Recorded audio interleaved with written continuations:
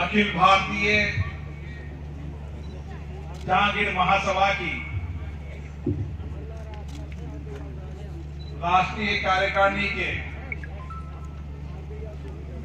शपथ ग्रहण समारोह में मैं सभी पदाधिकारियों को बहुत बहुत साधुवाद देता हूं, बधाई देता हूं। जिन्होंने आज इस पद और दायित्व को संभाला है, ये पद, ये दायित्व समाज के कल्याण के लिए समर्पण सेवा भाव से काम करेंगे। समाज के राष्ट्रीय प्रधान श्री नेमीचंद जहांगीर जी राज्यसभा में हमारे सहयोगी सांसद प्रखर वक्ता रामचंद्र जांगड़ जी, सत्यनारायण जी जो इस कार्यक्रम के आयोजन करता भी हैं, मदन जी, अनिल जी, हमारे मित्र के बड़े बदर भौर जी, कुलराय जी, अमराराम जी, लीलाराम जी, शीला जी, साई इब्राहिम जी, संस्था के सभी पदाधिकारीगण। जहांगीर ब्राह्मण समाज भगवान विश्वकर्मा के कृपा से, उनके संस्कार से, उनके विचार से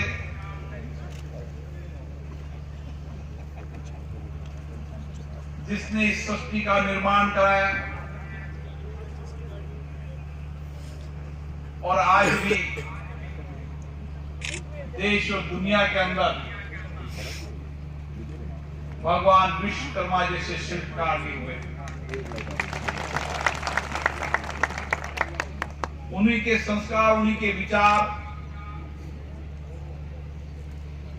को आगे बढ़ाते हुए ये अखिल भारतीय ब्राह्मण जहांगीर समाज भी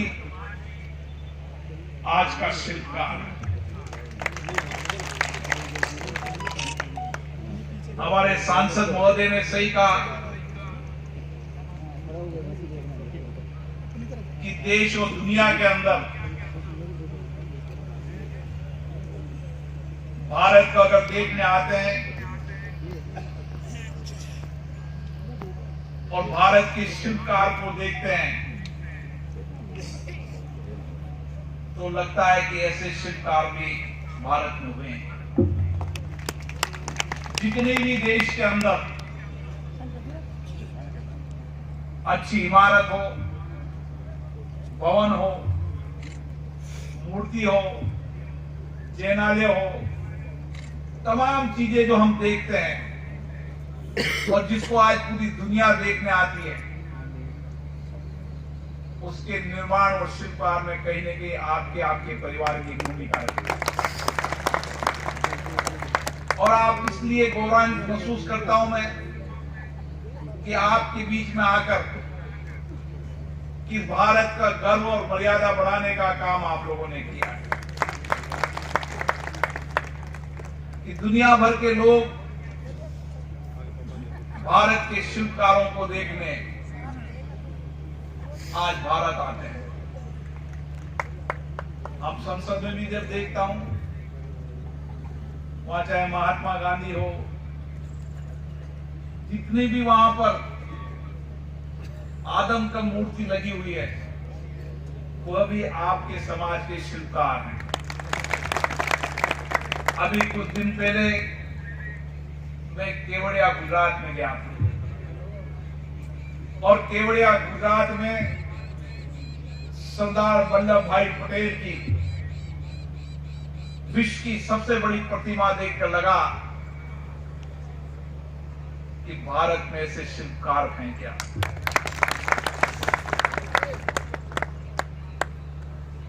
वहां सरदार वल्लभ भाई पटेल की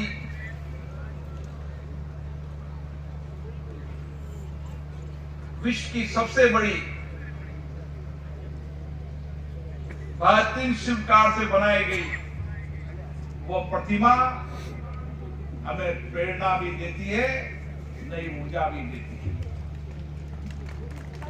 कि भारत में एक ऐसे शिल्पकार हुए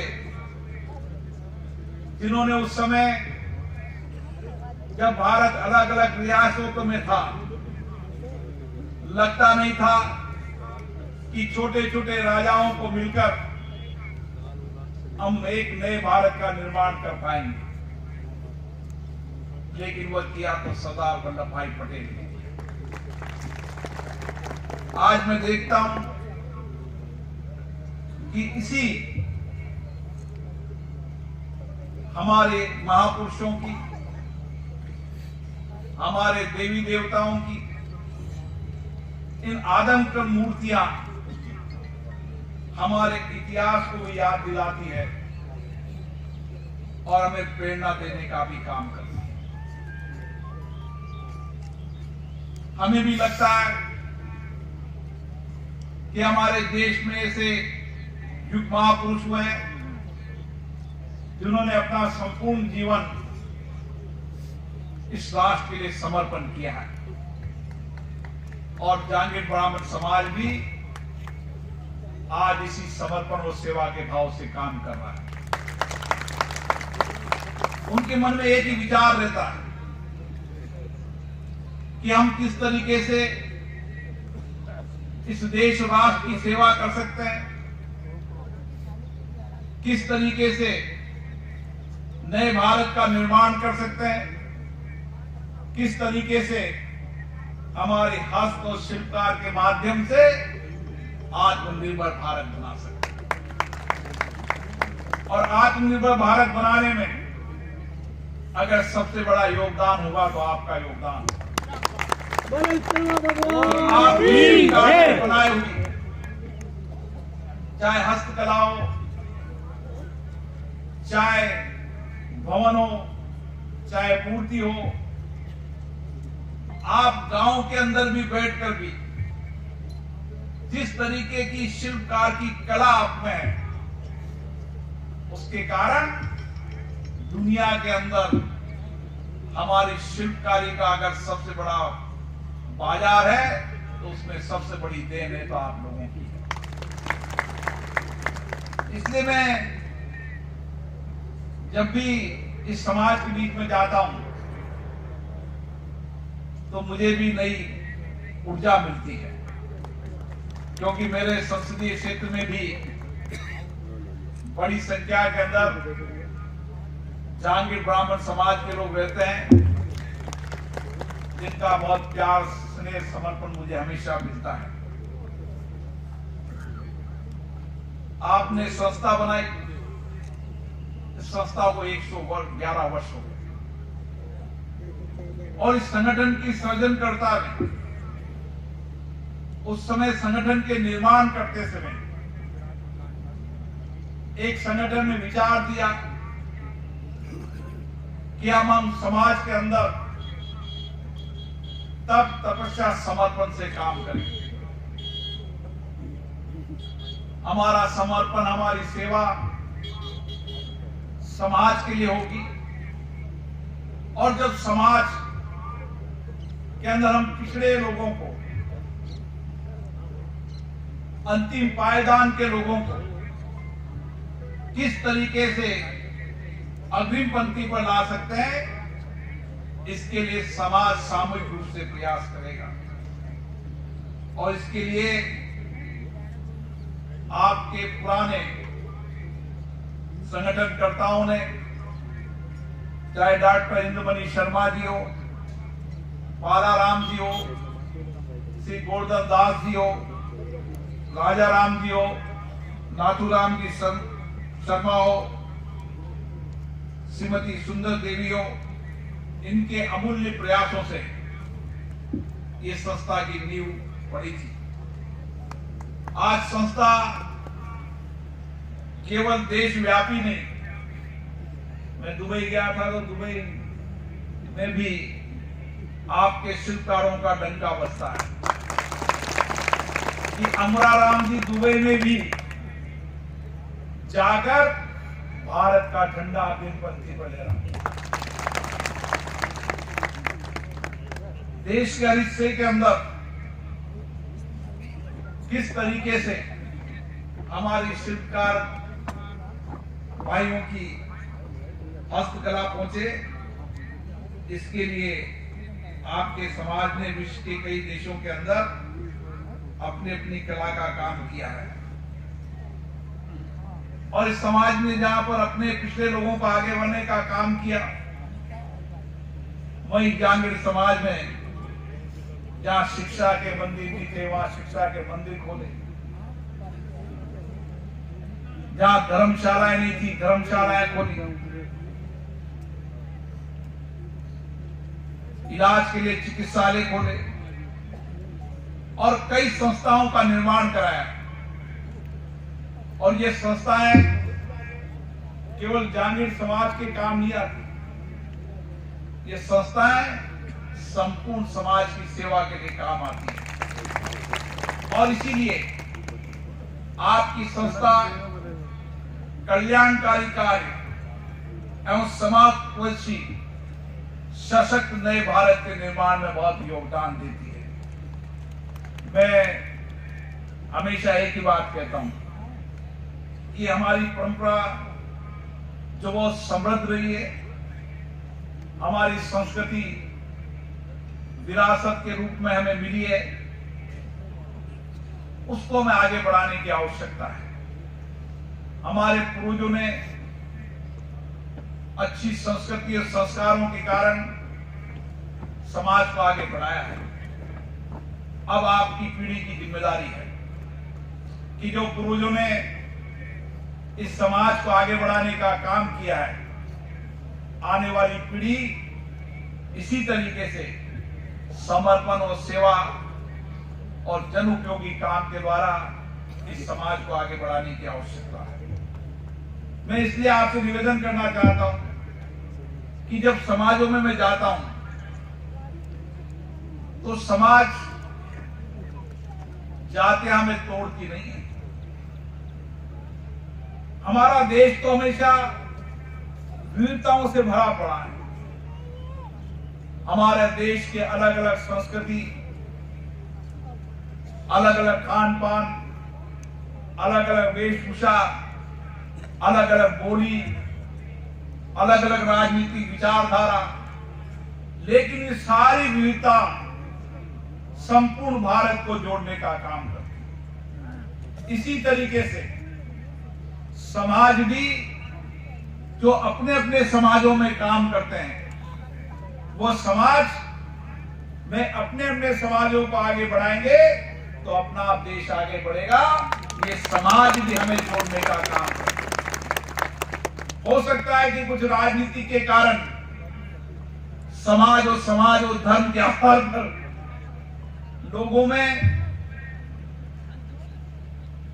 मतांतर करने की कोशिश करें, लेकिन अच्छे संगठन निर्माणकर्ता की यह पहल होनी चाहिए कि मैं मेरे समाज के अंदर किस तरीके से सबसे पिछड़े, सबसे शोषित व्यक्ति को आगे लाऊं, किस तरीके से मेरे समाज के अंदर जो कुछ भी सामाजिक बुराइयां हैं उसको समाप्त करते हुए समाज को नई दिशा दूं,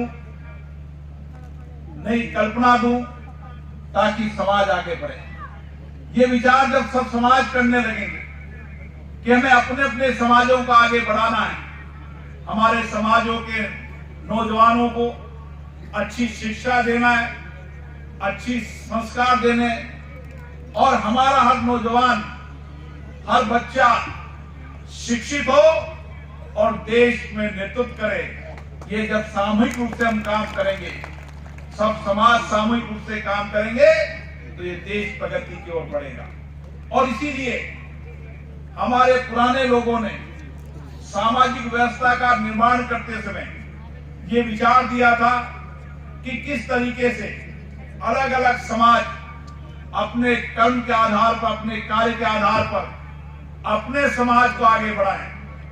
व्यवस्थाएं परिवर्तन हुई है और प्रगतिशील हुई है, प्रगतिशील होना चाहिए, लेकिन अच्छा व्यक्ति वह होता है जो जिस समाज में पैदा हुआ है उस समाज ने उसको कुछ दिया है तो वो दिया हुआ सब समाज को समर्पण करे और समाज को आगे बढ़ाने का काम करे। ये विचार जब हमारे मन में आ जाएगा, जो कुछ भी मुझे दिया है, इस देश ने दिया, इस समाज ने दिया है, मेरा जो कुछ भी है इस देश और समाज के लिए, तो ये देश प्रगति की ओर आगे बढ़ेगा और नए सशक्त भारत की ओर बढ़ेगा।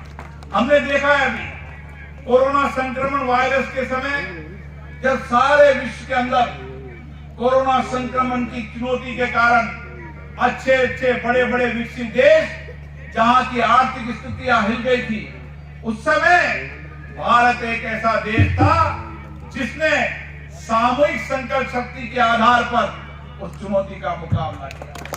इतना बड़ा देश, भौगोलिक स्थिति से, जनसंख्या के आधार पर हम सब चिंतित थे कि अगर कोरोना गांव में चले गया, शहर के ढानी में चला गया, तो हम कैसे इसका मुकाबला कर पाएंगे। हमने उस समय देखा था कि बड़े बड़े विकसित देश जो चिकित्सा की दृष्टि से बहुत विकसित हैं, जो आर्थिक रूप से भी मजबूत हैं, वह भी उस रास्ता के अंदर वहां पर हम रोज देखते थे तो लगता था कि कभी 1000 कभी लाख लोगों की असामयिक मृत्यु होना निश्चित रूप से हमारे चिंता का विषय।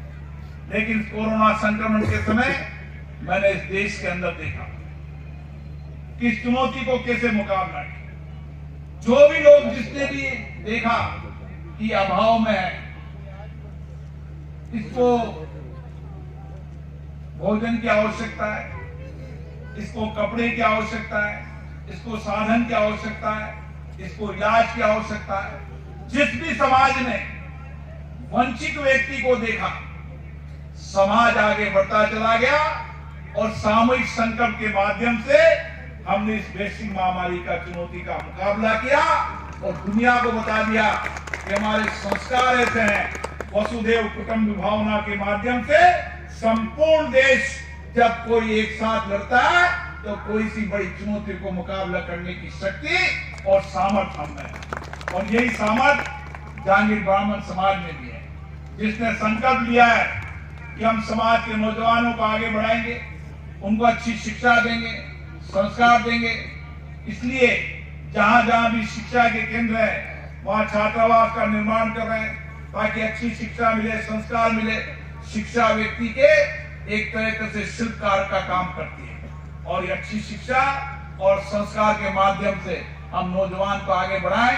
आने वाली पीढ़ी हमारी शिल्पकार को, लेकिन जैसे रामचंद्र जी ने कहा कि भारत का शिल्पकार हमारी आने वाली पीढ़ी बने, इस संकल्प के साथ हमें जाना है। मुझे आशा है जहांगीर ब्राह्मण समाज इस दिशा की ओर काम करेगा।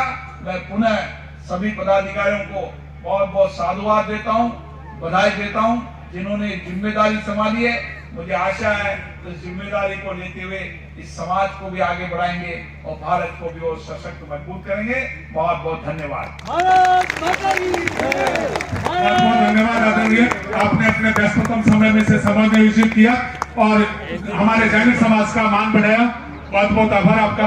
माननीय, मैं आपके व्यस्ततम समय में